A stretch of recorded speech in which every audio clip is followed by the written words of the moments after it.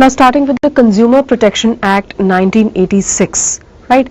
This act was basically established, the main purpose for this act was to protect and promote the consumer's interest through speedy and inexpensive redressals of their complaints and grievances. This was the main purpose of the act, right? Now let us see that this act, they have given a proper definition of who is a consumer and who is not a consumer, right? According to the act, how do we define a consumer? A consumer is a person who buys any goods for consideration, right? If you've purchased any product and you've paid cash for this, you are a consumer. Who has paid or promised to pay the price. You can buy goods on credit also, then also you are a consumer. Who has partly paid or promised to pay the price. You buy the goods on installment, you have made the down payment and the rest you are going to pay it later. You are still a consumer, right? Who has purchased any product or service under any scheme of deferred payments. That is again talking about installments. Deferred payment meaning delayed payment. You are going to pay it in installments. Still, you will be considered as a consumer. Who is a user of such goods when such use is made with the approval of the buyer, right? Then who does not obtain goods when you are not buying the goods for the purpose of resale, you will still be considered as a consumer. All these 6 points are in connection with goods, right? Now let us talk about services. Any person who avails himself of any service, you go to a salon, alright, you go there for a hair wash, you are a consumer because you are availing the service. You who pays consideration or has promised to pay, you've paid a price for that, you've paid cash for the same. Who has partly paid the price or has promised to pay partly. Who has availed of the service under any scheme of deferred payment, right? Deferred again, that is installments. Who is a beneficiary of a service when such a service is availed of with the approval of the person concerned. That is the person who will be giving the service with the approval of that person. Who is not a person who avails himself of such services for any resale or commercial purpose. This is how the Consumer Protection Act defines a consumer, right? And who is not a consumer as per Consumer Protection Act? Anyone who obtains good for the purpose of resale, anyone who uses goods without the approval of the buyer, anyone who avails of these services without the approval of the hirer. Those who obtain goods without any consideration, without paying any price, right? If I have my own business of manufacturing garments, मैंने अपने business में से कुछ डाला, I am not a consumer, right? Because I am not paying any consideration for the product that I have taken. Those who hire or avail of any service without any consideration. That means what is important says that when you are availing of a service or when you are purchasing any goods, you must pay some consideration for the same, right? This is how the Consumer Protection Act defines a consumer, who is a consumer and who is not a consumer. Then Consumer Protection Act has provided the consumers with some rights. There are about 6 rights that the consumers have been given. Number 1 being right to safety. The consumer, that is as defined under Consumer Protection Act 1986, has a right to be protected against any defective goods or service which can be hazardous to the life of the consumer, right? For example, in case of electrical appliances, fine, if you are using any kind of substandard wires and all, that can cause a life-endangering situation for the consumer. So he has the right to be protected against such situation. That is the reason why it is mandatory, for all electrical appliances to have an ISI mark. Okay, it has been made mandatory by the government for all electrical appliances to carry a ISI mark. All right. So, and second is right to be informed. Consumer has the right to be informed, have full information about the product, right? And how do the manufacturers inform the consumer about the product? By providing a label, right? It gives you an information about the ingredients of the product, right? The date of manufacture, the price, right? Date of expiry, all right, and how to use the product. The entire details have been given on the package itself of the product, if you see, right? This is to serve this right of the consumer, that is right to be informed, right? Then comes right to choose. Consumer has the right to choose from a variety of a product, right? So the marketer is supposed to be offering to the consumer a variety of products from which he will make a choice, right? That means by offering multiple brands or different varieties of a same product, so that he has a right to choose from a lot, right? A particular product shouldn't be forced upon the consumer. उसके पास choice होनी चाहिए, अपनी मर्जी से वो लेगा, right? Then right to be heard in case the consumer has faced any problem with the product, right? With respect to its quality or with respect to its misleading claims that have been made in the advertisement and the same has not been substantiated by the product, then he has the right to file a complaint. He has the right to file a complaint against the same. Then right to seek redressal. Now in case the consumer has suffered a loss of property, or there has been some kind of accident due to faulty electrical appliances, so he has the right to seek relief. Okay, that relief may be in the form of replacement of the product altogether, or it may be in the form of reimbursement of the loss that the consumer has suffered, right? So he has the right to seek redressal. Last is right to consumer education. The consumer has the right to be educated about his rights and responsibilities, right? He has the right to acquire knowledge and skill to be well informed. He should be aware of his rights and remedies which are available to him. Clear? Many business organizations are also taking an initiative to educate the consumers about their rights and responsibilities. So these are the rights. Along with the rights, there comes some responsibilities also on part of the consumers. Now what are the consumer's responsibility? I as a consumer, when I'm buying an electrical appliance, right, first of all I should always check an ISI mark. If it is a food product, I should check an FPO mark, right? If it is ghee or any kind of oil, then I should check egg mark, right? Agriculture product mein egg mark aa jata hai, and in case of jewelry it is hallmark. So it is my duty to check that, right? Government has laid that standard, it is my duty to check that. Fine. Then we have to check, first of all, before making a transaction, before making a buying decision, you should check what all is available in the market, so that you can compare, you can make a comparison and then make the best possible purchase. Thirdly, study the risks associated with the products and services and follow manufacturers' instructions to use the product safely. It is clearly been given in many of the products, the instructions to use are clearly given, right? And in case of your medicines also, the contraindications of the medicines ki isko khane se ye possibility ho sakta hai, you should read all that properly. Okay? Then read the labels carefully. All the information has been given to you: date of manufacture, date of expiry. If the date of expiry is, let's say, written to be 14th of January and you have purchased the product on, let's say, 30th of Jan, so isme the shopkeeper is not to be blamed. It is due to your carelessness. You did not check the label. You did not check the label because it's clearly mentioned that the date of expiry is it, and you've consumed it, so it's your carelessness. So you're supposed to be reading the label carefully. Okay?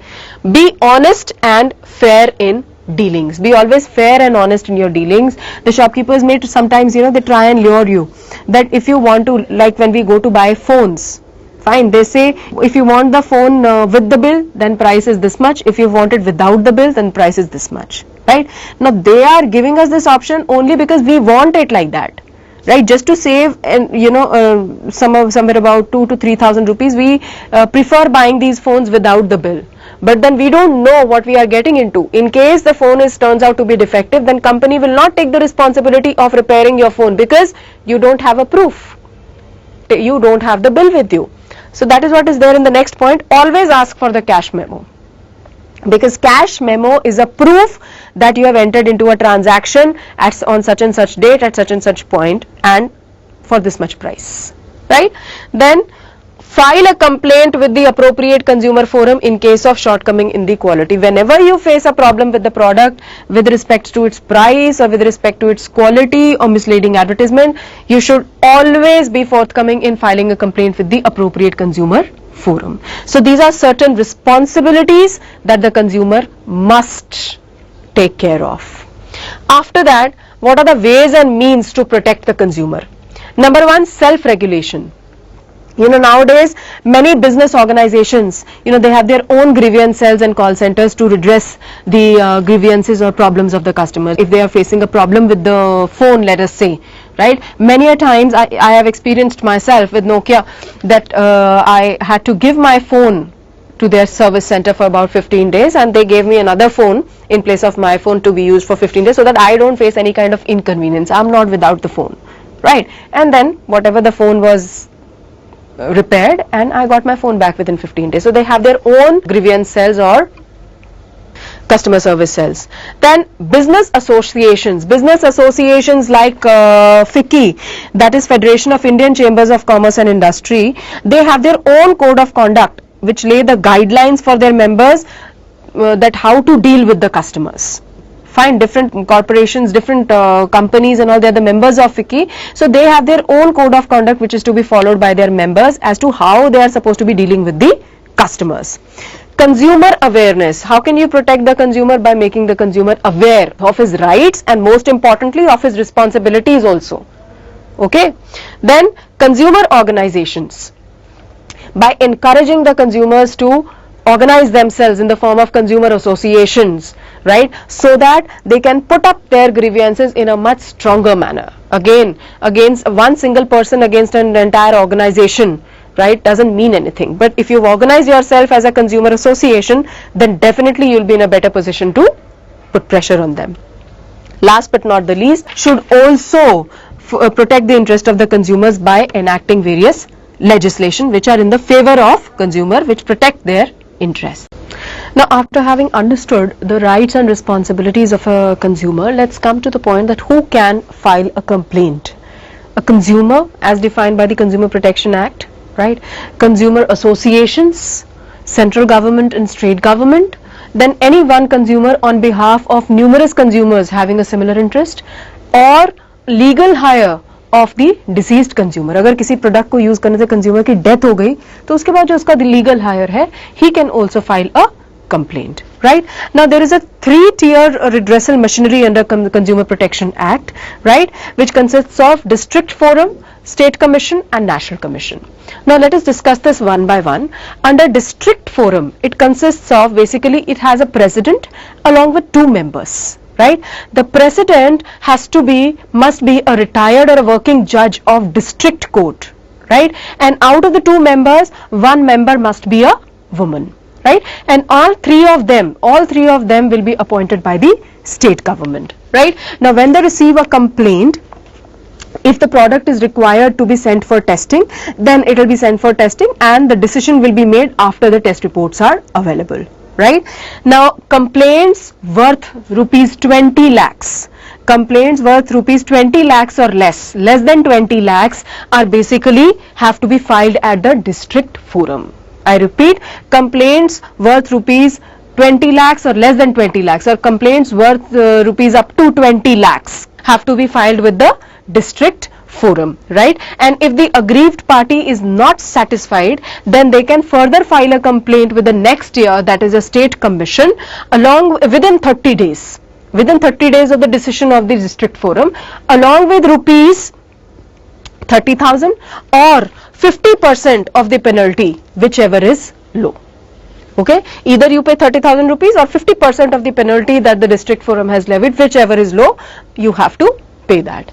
Then coming to state commission. State commission also comprises of three members, that is president and two members. The president of the state commission must be a working or a retired judge of the high court, right? And out of these two members, again one member must be a woman.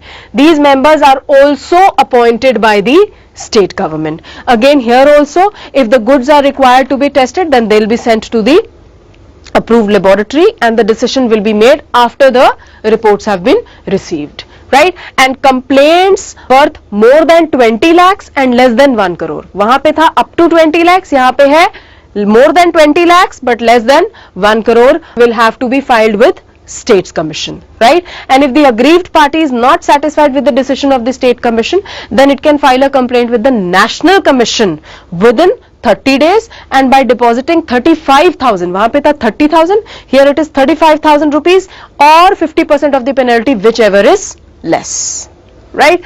Then coming to National Commission. Now National Commission has a president and 4 members. This president must be a retired or a working judge of the Supreme Court, right? And out of the 4 members, 1 member must be a woman.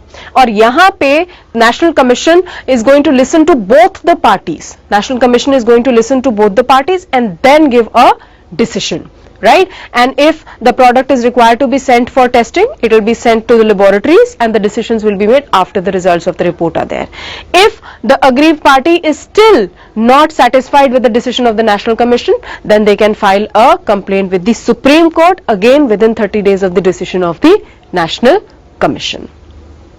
Now, after studying about the 3-tier grievance redressal machinery that is available to a customer, let us also take a look at the reliefs which are available to the consumers, right? First one would be to remove the defect in the goods. If there is a problem with the product, right, the product will be sent to the service center, right, and the defect has to be removed from the product, or you have to replace the defective product with a new one, or refund the price paid for the product or service. If you go to a restaurant and you found that there was a moth in the dish that you ordered, right, they are either going to give you a free dinner that day or replace the dish, right?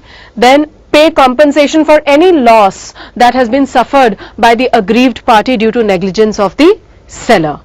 Discontinue unfair trade practices and promise not to repeat the same in future. This has to be on part of the seller. Not to put any defective good on sale, and in case you've done that, you are supposed to be withdrawing such goods from the market altogether. Then in case you have given an ad wherein you have made false claims to the customers which are not substantiated by the product, in that case you have to issue a corrective and a remedial ad to neutralize the effect of the misleading ad that has already been given. So these are just some of the remedies which are available to the consumer that I have listed down, right?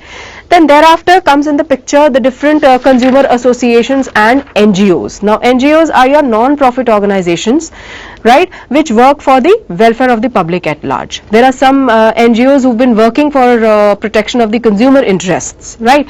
What are the main role that they play? First of all, they help in educating the public at large of their rights and responsibilities as consumers, right? They are informing the public at large what are their rights and responsibilities as consumers. They are educating them. Secondly, they keep on publishing periodicals and journals to provide knowledge of the different problems that the consumers have faced and what are the reliefs available to them in that case and what is the legal procedure that they are supposed to be following. Thirdly, they help in testing of the consumer product. In case there is a doubt about the quality of the product, they also help in testing the products by sending them to the accredited laboratories. Then they encourage the consumer to protest against any unfair trade practice of the seller. If they feel that they are being overcharged, they must raise their voice for the same. And these consumer organizations and NGOs, they help them doing that. Last but not the least, they provide legal aid to the consumers in seeking legal remedies available to them.